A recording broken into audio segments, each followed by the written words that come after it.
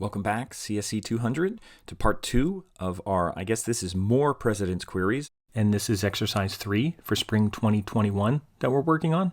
And we're going to dig into our queries now. We'll start with years in office.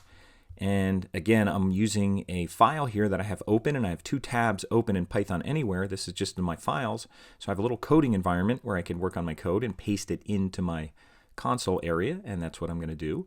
And the first thing I'm going to do, since I have this set up, we started talking about years in office. We updated the Obama one so it had 8.0, and then we altered the table, so we changed the column name from president to last name, so it's a little more consistent and makes sense when we do it. We have to make sure now that we use last name when we're talking about the last name instead of president, so that's fine. And what we're going to do now is we're just going to do a couple quick queries where we're just going to find out how many years presidents were in office. Now, some of these we've done in the Intro to Computing class, so some of this will be a little bit of review, but we'll get into it a little bit deeper. And I'm going to use this one here. I'll just copy and paste this. And the first one I want to do, and I could even do 2 in a row here, but the first one I want to do, I do want the column ID, last name, first name, and I do want years in office, and I do want presidents. But what I'm going to use now is a where clause. So right after presidents, and you could just hit return here and say where. You could do that so it looks nice and neat. And I'm going to say where years in office, so that's the column. And you can see I'm having problems typing it. It'd be easier to just copy this and then paste this. So where years in office, and I want to see years in office where everybody made 2 terms or more. So I'm going to do greater than or equal 8.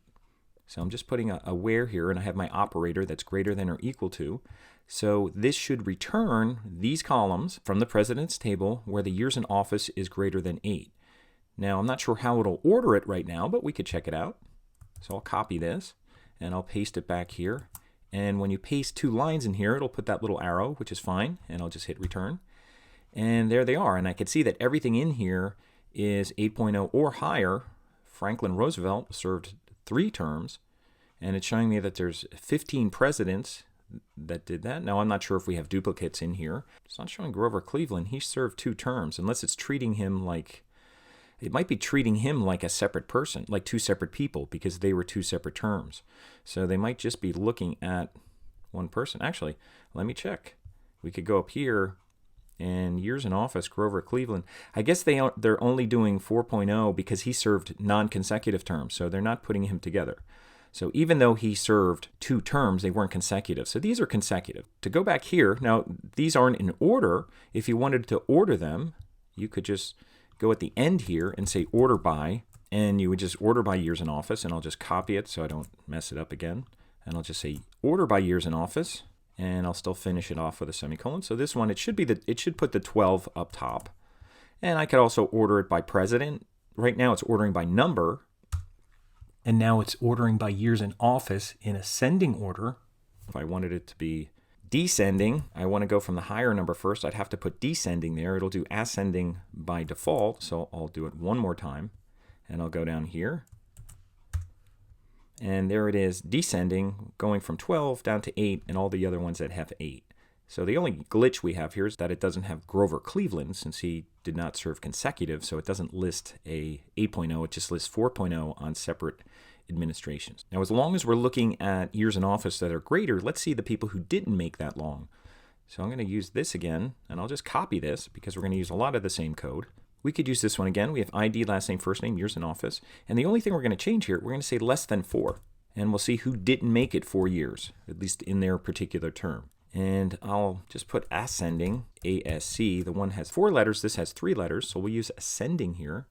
And I'll use this one and see who didn't make 4 years. And I'll just paste it again. And these are the people who didn't make it 4 years. James Garfield only made it a half of a year, so a couple didn't even make it a full year. And I know there were people who were in duels, people got sick. Gerald Ford took over for Nixon, and then he wasn't reelected. So that was the where clause. And that was in finding years in office. So what we're going to do next is focus on party a little bit. So I'll copy one of these again, And this time I'm going to do party. I guess I can still keep ID, last name, first name, except years in office I'm going to change to party because I want to see the party from presidents. And it's going to be where party, the first one I'll use is where party equals Democrats. And instead of for, I'm going to use Democrat. Now, you have to make sure that you're using the name exactly as it is, and you are putting in quotes. If it's a name like that, it should be in quotes if it's a value. So I'm just going to go look at my original table, which I could scroll up, and we're talking about party, and it is called party like that with a capital P, and Democrat is spelled like that with a capital D. So I just want to check that. So I have that correct. I guess I don't really have to order by anything. It'll order by the original order, so I'm not going to put anything in here. I'm going to take out the order by, because I'm not concerned about order by right now, and I could still leave it on 2 lines like that. That's fine. So I'm going to select the ID, last name, first name, party from presidents where party equals Democrat. So I'm just going to do, this will kind of filter it. This will basically be a filter is what's going to happen here. It's like a filter by selection in Access. This will just be a filter by selection. So I'm going to go in here and I'll paste that. And there's my filter by selection. Last name, first name, and they're all in the party. So Grover Cleveland, there he is. He didn't change parties or anything like that. And it's saying 15 rows down here. Now eventually we're going to work with a function that can actually do a count, and not just of everything, but can also do a count of groups and things like that, which we'll do in a little bit. And remember, you can change these up here. So if you want to have these names be different, although right now they're fine, other than putting like number or something like that. So that's our first one. So we have 15 Democrats out of 44. And if we want to check Republicans, we could do that. We could just copy this and do the Republican. And we just have to make sure we spell it right and make sure they say Republican, which I think they do. So I'm not even going to double check it, but that's all we want there. And we could just do the same thing. So we'll just run this again. Again, just exercising a little bit here with our queries. And there's our Republicans, and there's 18. So that doesn't add up to 44. That means there's presidents who weren't Democrat or Republican. Now we could find them pretty easy. What we're going to do is do a where, except we're going to do one that actually doesn't have either. So I'm going to copy this again, and what I'll do down here, instead of where party equals Republican, I'm going to say not equals Republican. And I'm going to use the AND function because it's going to be both. They can't be Republican and they can't be Democrat, not or, because if I said or, it means if it's just not Republican. But we have to say if it's not either this and it's not either that. So that's what we kind of have to use here. So we're going to use the AND, which means both, which means it won't be equal to both. And you would also say party again. You won't just say not equals to Democrat. You have to say, because where is the clause, and this is actually the condition, where party is not equal to Republican, and then you have to put the condition again. You have to say where party is not equal to, I'll just copy this right here, where party is not equal to Democrat. And I'll just copy Democrat here because I always mess up my typing. So I'll make sure I don't mess that up. So I'm using an AND logical operator like AND or, and I'm going to try this out and see if it gives me everybody who's not Democrat or Republican. And there it is. We have a none. George Washington was not part of any party. And then after that, there was the Federalist Party, which were more about the federal government and not necessarily the states. There's a little rift in the beginning there. And then there was the Democratic Republican, which had both names in there. There was the Whig Party and National Union. So it looks like after 17, then we went into the Democratic and Republican parties. So there was 11 before we actually had the Democrat and Republican Party. And we could still have an independent or something like that, but there's no independents that are listed here. All right, the last one I just wanted to show with party, not that we have to do a whole lot here, but let's say you wanted to show both Democrat and we used and that are not. Let's see if we could do this where we have both together, if we can have Republican and Democrat.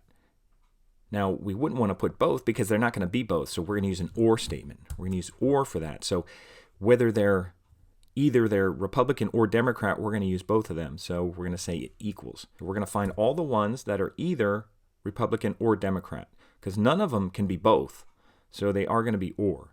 So that's why we're using or there, because it'll find one or the other. And I'll try this one, and this should give us a group of all the Democrats and Republicans, which should be, 33, whatever it came out with the first time. There was like 18 and 15, something like that.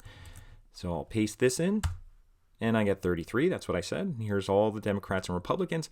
Now, it's not putting them order by the party, so it's all kind of mixed up here. It's still doing it by ID. So we're going to order these, and we can order by party, because that's what we're That's what we're working in, and we can say ascending, which would put Democrats first because it would go in alphabetical order. So I'm going to say order by party, ascending, and that should put the Democrats first, then the Republicans. And it's a shorter word, so that'll probably look better anyway. So let's try that.